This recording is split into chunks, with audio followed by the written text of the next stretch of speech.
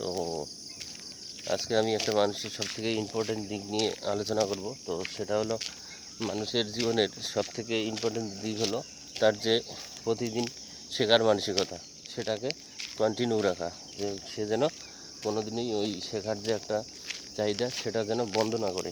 তো সেটা নিয়ে কথা বলবো।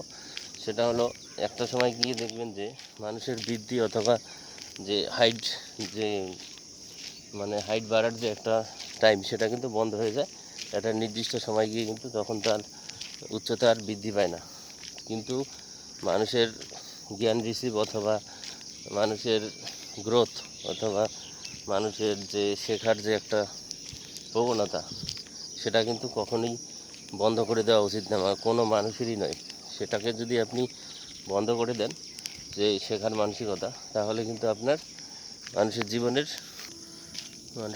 সবথেকে বড় পাওনা থেকে আপনি বঞ্চিত হয়ে যাবেন। তো এই যে একটা শেখার মানসিকতা, এটাকে আপনাকে প্রতিদিন কমপক্ষে 5 মিনিট অথবা 10 মিনিট অথবা সামান্য কিছু হলেও আপনাকে অবশ্যই এই শেখার যে একটা ধারাবাহিক, সেটা বজায় রাখতে হবে।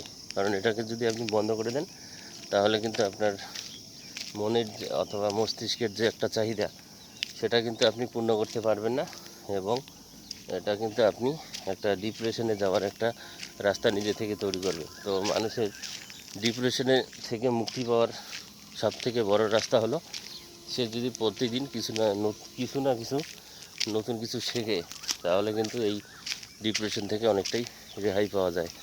কারণ মানুষের খাবারের যেমন একটা শরীরের চাহিদা থাকে, সেই সেমভাবেই মানুষের মস্তিষ্কেরও কিন্তু একটা চাহিদা থাকে প্রতিদিন নতুন নতুন কিছু শেখার অথবা নতুন নতুন অভিজ্ঞতার সাথে পরিচিত হওয়ার।